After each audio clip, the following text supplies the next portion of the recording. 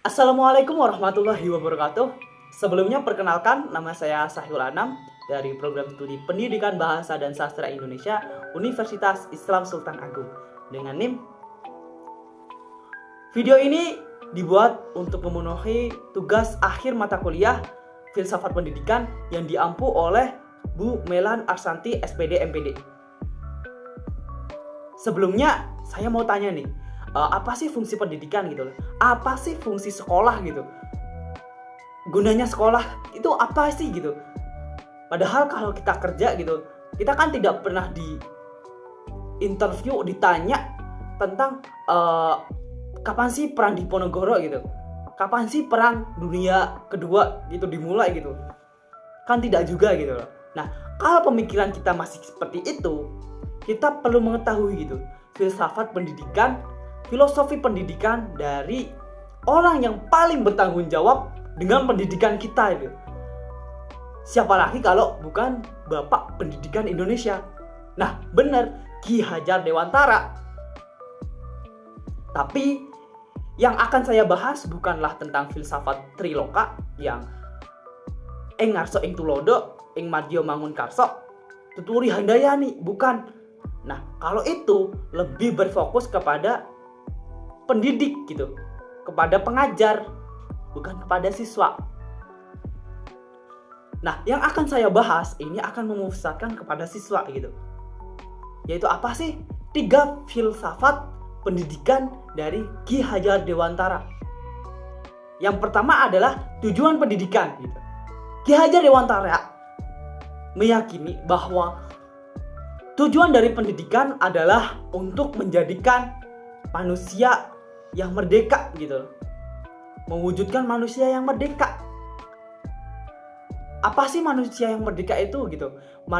Manusia yang merdeka itu adalah manusia yang selamat dan bahagia gitu. Manusia yang selamat raganya dan bahagia jiwanya.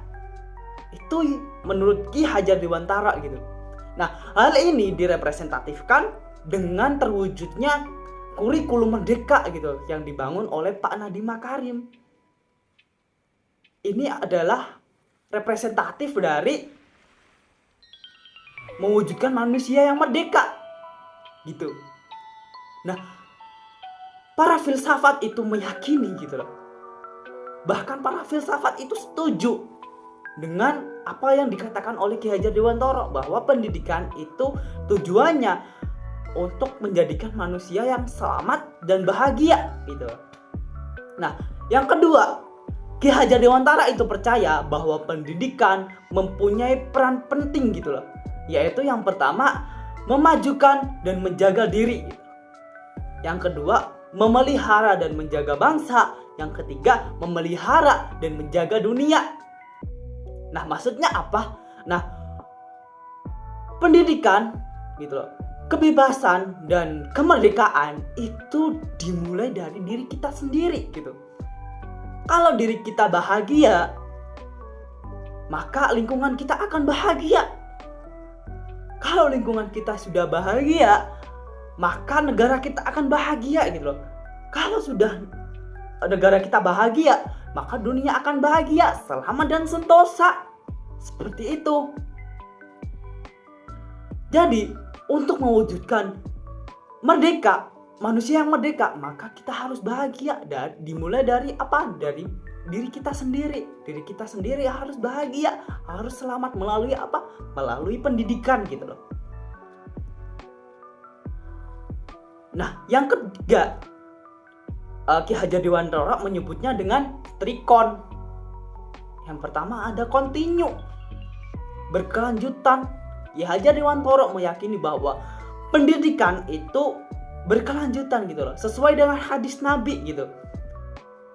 Yang berbunyi tolabul ilmi minal mahdi ilal lahdi.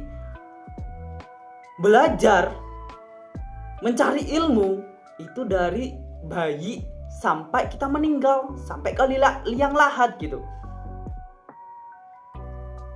Nah, yang kedua dari trikon yaitu konvergen gitu. Belajar itu harus dari berbagai sumber gitu. Tidak boleh kita belajar dari satu sumber saja gitu. Dan kita harus belajar dari berbagai sumber gitu.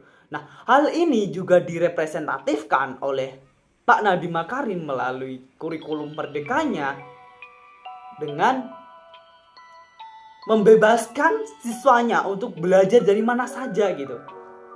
Melalui apa? Contohnya seperti apa sih? Seperti kampus mengajar,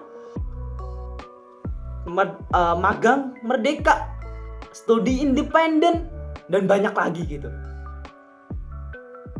Nah, yang ketiga di sini ada konsentris gitu. Belajar itu harus sesuai dengan konteks yang ada. Jadi, kita kalau belajar itu harus disesuaikan dengan konteksnya. Pengetahuan yang sesuai dengan konteks gitu. Seperti itu. Nah, pada intinya dari filsafat Ki Hajar Dewantara ini yaitu mewujudkan manusia yang merdeka, manusia yang selamat raganya dan bahagia jiwanya, seperti itu. Oke, cukup sekian dari filsafat Ki Hajar Dewantara. Terima kasih. Wassalamualaikum warahmatullahi wabarakatuh.